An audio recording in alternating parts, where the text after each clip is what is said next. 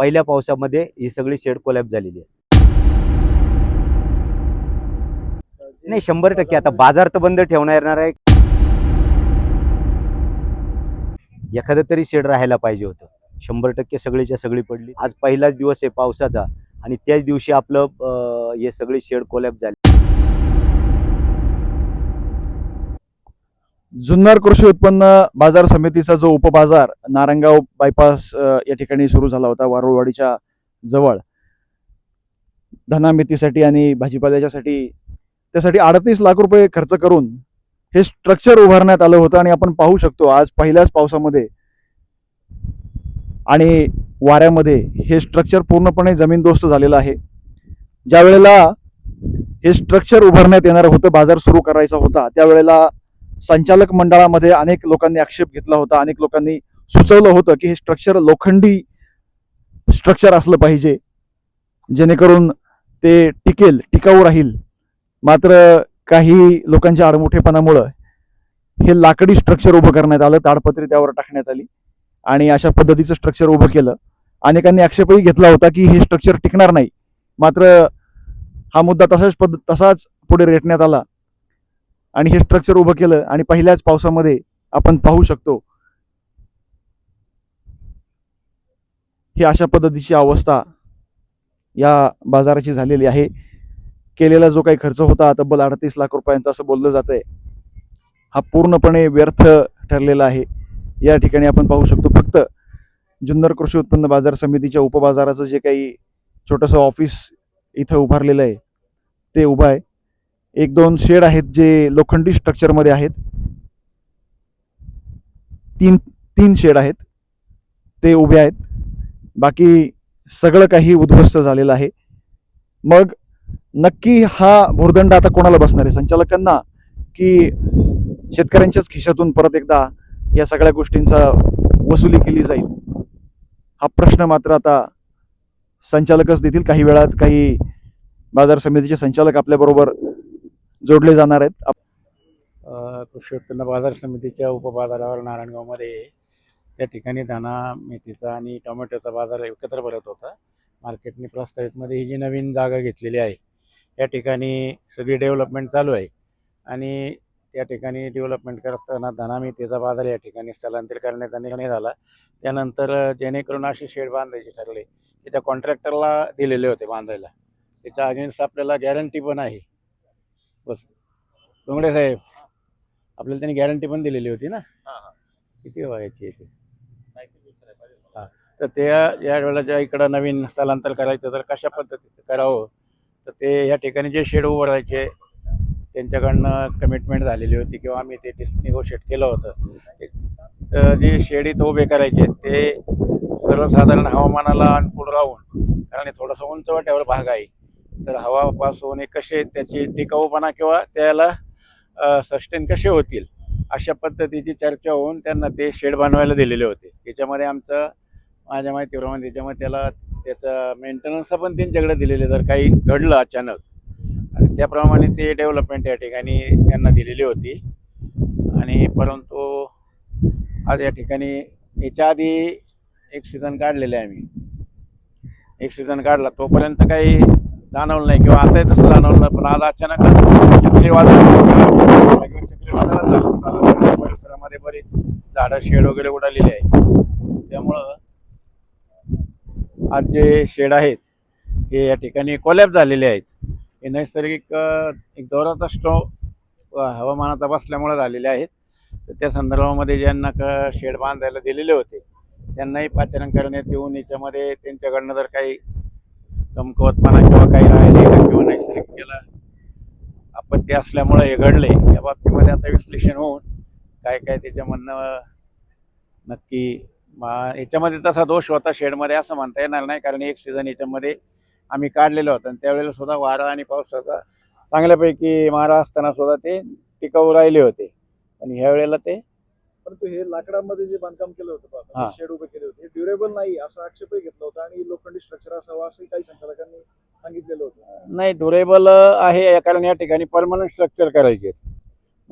Permanent structure करत असताना काही ज्या फॉर्मॅलिटीज आहेत त्या पूर्ण करण्यासाठी आपल्याला तात्पुरती व्यवस्था करणं तात्पुरती परंतु टिकाऊ, जेणेकरून कुणालाही काय त्याच्यापासून हानी होणार नाही किंवा असं काही अचानक घडणार नाही अशा कमिटमेंट करून, आणि हे शेड उभारणारी जे आहे ती कंपनी किंवा हा जो उद्योग समूह आहे हा नाशिक परिसरामध्ये अशा टाईपचे शेड बऱ्याच ठिकाणी त्यांनी उभारलेले आहे आणि त्याच्या अनुभवावरून आपण या ठिकाणी ते शेड उभारलेले आहेत. म्हणजे असं अचानक त्यांचा अनुभव आणि त्या ठिकाणी असलेला टिकाऊपणा याच्यावरून आपण त्यांना हे कॉन्ट्रॅक्ट दिलेलं होतं. आता याचं काय गॅरंटी काय घेतली होती त्यांनी? हे सगळं कोलॅप्स झालं किंवा नैसर्गिक आपत्तीमुळे जर कोलॅप्स झालं तर आम्ही त्याच्यासाठी जबाबदार नसणारे अशा पद्धतीचे पण क्लॉज त्याच्यामध्ये असतात. तसं काही असेल तर मग हा खर्च आता सगळा- त्यामध्ये जर काही तसे क्लॉज, पण नैसर्गिक आपत्ती जर आलीच तर किती प्रमाणामध्ये होती त्याच्यावरती पण अवलंबून आहे ना. म्हणजे आता ही एक सीझन आम्ही काढलेलं आहे याच्यामध्ये, तोपर्यंत काही जाणवलं नव्हतं, पण आजच्या जो चक्रीवादळाचा जो इतका तडाखा होता की त्या ठिकाणी हे घडलेले आहे. आता याचं विश्लेषण करू कशामुळे नक्की झाले, काही कमकुवतपणा राहिला किती होता. वर्षांसाठी हे शेडचं तुमचं नियोजन होतं की हे शेड आम्हाला एवढे वर्ष ठेवायचं आणि नंतर फक्त बांधकाम करायचं असं? साधारणपणे 3-1 वर्षामध्ये आपल्याला सगळी प्रक्रिया होऊन आपण या ठिकाणी नवीन परमनंट स्ट्रक्चर करणार असं एक आमचं टार्गेट होतं. आणि किमान 5 वर्ष त्याची ड्युरेबिलिटी राहील ही चर्चा मला नक्की आठवते. ज्या वेळेला झाली होती चर्चा का किमान 5 वर्ष तुम्हाला काहीच प्रॉब्लेम येणार नाही. आणि आमचं टार्गेट जे होतं का 3 वर्षामध्ये आपण याचा 3 वर्षाच्या आतच आपण नवीन या ठिकाणी उभारू आणि मॅक्सिमम आपल्याला 3-1 वर्ष वापरायला लागेल असा एक अंदाज होता. या शेडसाठी किती खर्च केला होता? त्या शीटसाठी आता डिटेल मला बघून सांगावं लागेल. म्हणजे GST सह 38 लाख रुपये खर्च केलेला आहे. 38 लाखामध्ये मेंटेनन्स आणि सगळ्या गोष्टी त्याच्यामध्ये इन्क्लूड आहेत कॉन्ट्रॅक्टरकडे, त्याच्यामध्ये इन्क्लूड आहेत. तर काही त्याच्यामध्ये झालं तर राष्ट्रपती महोदयांनी आता जे सांगितलं की आम्ही 3 वर्षासाठी हे दिलं होतं आणि याची ड्युरेबिलिटी 5 वर्षांची होती, मात्र हे त्याच्या आधीच पडलेलं आहे. काय सांगाल? नक्कीच अत्यंत वेदनादायी गोष्ट आहे ही. खरं तर वादळही होतं मोठ्या प्रमाणात, परंतु ज्या पद्धतीनं हे पडले म्हणजे एखादं तरी शेड राहायला पाहिजे होतं. 100% सगळीच्या सगळी पडलीत. वरती ही मेन लाईनची तार आहे ती पण पडली. आता सभापती साहेब ज्या पद्धतीने उपसभापती साहेब म्हणालेत की आपण त्यांचे लायबिलिटी पिरियडमध्ये आहे, तर आमची एकच मागणी राहणार आहे आता संचालक मंडळाची सगळ्यांची, ज्यांनी हे बनवलं होतं त्यांच्याकडून ते पुन्हा बनवून घेणं गरजेचं आहे. शेवटी सभापती उपसभापती साहेब म्हणतायत पण याच्यात एक सीझन झालेलं नाही. मला वाटते सप्टेंबर ऑक्टोबरला याचं काम 7-8 महिने म्हणजे पूर्ण पावसाळा तो मागचा जवळजवळ संपून गेलेला होता. मागच्या पावसाळ्यात आपल्याला काही इथं पूर्ण काम करता आलं नाही ना. आता पावसाळ्याची सुरुवातच आहे. आज पहिलाच दिवस आहे पावसाचा आणि त्याच दिवशी आपलं हे सगळी शेड कोलॅप्स झालेली आहेत. खरं तर जो कॉन्ट्रॅक्टर असेल त्याच्याकडून 100% हे नुकसान भरपाई करून पुन्हा ही शेड त्याच्याकडूनच उपलब्ध म्हणजे उभी करून घेतली पाहिजे अशी आमची मागणी आहे. तर आता हे बंद राहणार आहे काही दिवस? नाही 100% आता बाजार तर बंद ठेवणार येणार आहे. खालच्या बाजूला जिथं टोमॅटोचा आणि तरकारीचा व्यापार चालतो, मागच्या वर्षी जसा तिकडं धना मेथीचा चालायचा, थोडंसं ॲडजस्ट करून आता टोमॅटोवाले आमचे सारंग शेठ स्वतः व्यापारी पण आहेत आणि तिथे संचालक म्हणूनही काम करतायत. मागच्या वेळेला जसं ॲडजस्टमेंट करून चालायचं, तरकारी थोडी लवकर उरकायची, टोमॅटोवाल्यांचं पॅकिंग तो त्रास थोडासा होईल, पण शेवटी शेतकऱ्यांचा माल धना मेथी ही त्याचा व्यापार तर करावाच लागेल. तो जुन्याच ठिकाणी होईल. हे शेड उभं करताना तुम्ही आणि अजून काही लोकांनी त्यांचं मत मांडलं होतं की हे भक्कम असलं पाहिजे, लोखंडी स्ट्रक्चर असलं आणि पाहिजे. आम्ही स्वतः लोखंडीचं मी काही लोकांचे कोटेशन पण दिले होते, पण ते सगळ्या मंडळींना थोडेसे महाग वाटले आणि त्याच्यामुळे त्यांनी याला म्हणजे लोखंडी स्ट्रक्चरला पसंती न देता या स्ट्रक्चरला पसंती दिली आणि मग त्याचे काय आहेत ते सगळे परिणाम आपल्याला दिसत आहेत. मला वाटतं लोखंडी स्ट्रक्चर असतं तर काही अंशी का होईना फरक वाटला असता किंवा ते आपण भाड्याने घेत होतो, भाड्याने घेताना ती जबाबदारी त्यांच्यावर राहिली असती. आता ही सगळी जबाबदारी मला माहीत नाही, मी काय ते टेंडर वाचलेलं नाही. उपसभापती म्हणतात तसं जर त्याच्यात लायबिलिटी पिरियड असेल तर 100% ते हे शेड बाजार समितीनं जो कॉन्ट्रॅक्टर आहे त्याच्याकडूनच ते करून घ्यावं लागेल. मी स्वतः आता सन्माननीय सर्कल मॅडमशी बोललोय, त्या मॅडम आणि तलाठी ते सगळेजण येत आहेत आणि इथं पंचनामा होईल. मला माहीत नाही आता काय होणार आहे काय नाही, नुकसान भरपाई होईल नाही होईल. शेवटी सरकारच्या नियमानुसार इथे आता चक्रीवादळाला त्याला विंड प्रेशर काय होता, या सगळ्या गोष्टी अनेक असतात त्याच्यामध्ये. पुढे जाऊन ते काय होणार आहे माहीत नाही, पण मोठं नुकसान बाजार समितीचं यामध्ये झालेलं आहे. 38-40 लाख रुपयाचं नुकसान हे खूप मोठं आहे.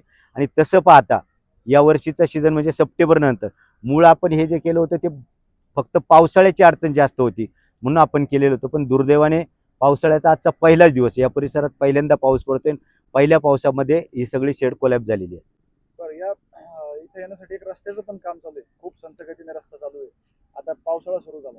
तर रस्त्याच्या बाबत बरेच आक्षेप घेतले जात आहेत की तो खूप उशिरा सुरू केलाय, त्याचं ऍक्विजिशन त्या पद्धतीने लवकर झालेलं नाही. आणि आता तो पावसाळ्यामध्ये कधी होणार आणि मग ही सगळी 100% यायला अडचणी होत आहेत. खरं तर खासदार साहेबांनी तो रस्ता आम्हाला उपलब्ध करून दिला बाजार समितीच्या वतीनं. या पूर्व काळातही आम्ही त्यांचे आभार मानलेत, आजही आभार. फक्त ते काम थोडंसं लवकर होणं गरजेचं आहे. मागे एक अपघातही झाला होता आणि कुणीतरी त्याची मला मला माहित नाही, परंतु कुणी त्याची बातमी केलेली होती. तो रस्ता तातडीनं होणं प्रचंड गरजेचं आहे. तो रस्ता जर झाला नाही तर आता येताना इकडनं जो कळमच्या मार्गे पुण्याकडून ज्या गाड्या येतात प्रचंड म्हणजे त्याला स्पीड असते आणि उलट्या बाजूने शेतकरी आपला माल जो घेऊन येत आहेत त्या गाड्या उलट्या बाजूने येतात, म्हणजे तो कायदेशीररित्या उलटी बाजू येते. तरी परंतु लोक जीव मुठीत घेऊन हा साधारणतः अर्धा किलोमीटरचा प्रवास करतायत. त्यामुळे तो रस्ता तातडीनं व्हावा यासाठी बाजार समिती आम्ही सगळेजण आग्रही आहोत. बऱ्याच गैरसोयी बाजार समितीमध्ये आहे. जसं की बाजार समितीमध्ये येणाऱ्या शेतकऱ्यांसाठी कॅन्टीन असलं पाहिजे, पाण्याची व्यवस्था असली पाहिजे, लॅट्रिनची व्यवस्था असली पाहिजे. या सगळ्या गोष्टींचं बोललं जातं शेतकऱ्यांकडून. ह्या गोष्टी सुद्धा इथं खालचे जे मार्केट आपलं आहे पोलीस स्टेशनच्या बाजूला, तिथं कॅन्टीनची सुविधा आहे, लॅट्रिनची देखील सुविधा आहे. इथं आता हे नव्याने स्ट्रक्चर आहे, हे तात्पुरत्या स्वरूपाचं होतं. खरं तर आमची मागणी हीच होती आम्हा काही संचालकांची, की तात्पुरतं करण्याच्या ऐवजी इथं परमनंट शेड उभे राहिले पाहिजेत. परमनंट लवकरात लवकर जो काही बाजार आहे तो सगळा उभा राहावा ही आमची प्रामाणिक इच्छा होती. परंतु आता आमचं बहुमत कमी पडतं आणि त्याच्यामुळं मग ते थोडंसं आमच्या सूचनेचं मी म्हणेल की हे केलं जात नाही, विचारात घेतल्या जात नाहीत. अनेक प्रकारच्या मागण्या विरोधी संचालकांच्याकडून असतात. मात्र आता ह्या शेडच्या संदर्भात सुद्धा काही संचालकांनी सांगितलं होतं की परमनंट स्ट्रक्चर असलं पाहिजे किंवा इथं असणाऱ्या ज्या काही भौतिक सुविधा आहेत त्या असल्या पाहिजे. याच्यावरती बऱ्याच वेळेला सत्ताधाऱ्यांकडून कानाडोळा केला जातो. असं काय होतं त्याबाबत काय सांगाल? नाही, सत्ताधाऱ्यांकडून कानाडोळा केला जातो हे चुकीचं आहे, अजिबात नाही. परंतु या ठिकाणी जी बाकीची जी अथॉरिटीकडनं ज्या परमिशन्स आणि जी डेव्हलपमेंट आहे, एन ए असेल, लेआउट असेल किंवा याचे बाउंड्री फिक्स करणं, या सगळ्या बाबी कंप्लीट झाल्याशिवाय तर आपल्याला परमनंट स्ट्रक्चर करता येत नव्हतं. म्हणून आपण टेम्पररी का होईना व्यवस्था करायची, पण ती ड्युरेबल असली पाहिजे आणि टिकाऊ. आणि मला एक माहिती आहे का, त्याची जबाबदारी ही 100% आहे. त्याप्रमाणे त्याला इन्फॉर्म पण केला असेल सचिव साहेबांनी. मी आत्ताच आलेलो आहे. त्याला इन्फॉर्म केलं का ज्यांनी उभारलेत त्याला? हा, त्याला इन्फॉर्म, ज्यांनी उभारले त्यांना इन्फॉर्म पण केलेला आहे. त्यांना बोलून या ठिकाणी परत एक 8 ते 10 दिवसामध्ये परत या ठिकाणी बाजार कसा चालू होईल याप्रमाणे मार्केट कमिटीचे प्रयत्न राहतील आणि 8 ते 10 दिवसात परत या ठिकाणी मार्केट चालू होईल. परंतु हे जे झाले याचा काही अंशी जर कॉन्ट्रॅक्टरचा दोष असेल किंवा जर उभारणीमध्ये काय असेल तर त्याचं सगळं ॲनालिसिस होऊन त्याची योग्य ती भरपाई त्या कॉन्ट्रॅक्टरकडनं नक्कीच करून घेण्यात येईल. भौतिक सुविधांच्या बाबतीत शेतकऱ्यांकडून बऱ्याचदा मागणी आहे. संचालक आता नवदी शेठ पण बोलले की लॅट्रिनची व्यवस्था किंवा कॅन्टीनची व्यवस्था, या सगळ्या गोष्टी इथं असल्या, पाण्याची व्यवस्था, या सगळ्या गोष्टी इथं असणं गरजेचं आहे. ॲटलिस्ट टेम्पररी तरी तुमचं जोपर्यंत पूर्ण होत नाही तोपर्यंत त्या नाहीये. त्याच्याबाबत काय सांगाल? नाही, त्या बाबतीमध्ये आता परमनंट केल्यानंतर तर होणार आहे, पण टेम्पररी पण त्याप्रमाणे इथे व्यवस्था केलेली आहे. टेम्पररी जी व्यवस्था आहे ना, व्यवस्था आणि कॅन्टीनची नाही, कॅन्टीनचे करणं शक्य नव्हते इथं, कारण खाली कॅन्टीन आहे. पण बाकीचे जे अत्यावश्यक जे आहेत हॉटेलचे ते आता प्रायव्हेट हॉटेल पण म्हणजे तसे झालेले आहे. परंतु नाही केलेली ती, आपल्या बाजार समितीकडून नाही झालेली. नाही, बाजार समितीकडनं नाही झालेली हे मी मान्य, कारण ते पण उपलब्धता इतर व्यावसायिक का होईना पण त्यांना तात्पुरती झालेली आहे. कारण आपण परमनंट होताना आपल्याला या गोष्टी सगळ्या करायच्या आहेत. पिण्याच्या पाण्याची व्यवस्था आणि लॅट्रिनची व्यवस्था, हा. या दोन मूलभूत गोष्टी. पिण्याचे पाणी लॅट्रिनचे केलेले आहेत ना, टेम्पररी तर केलेले व्यवस्था आहे.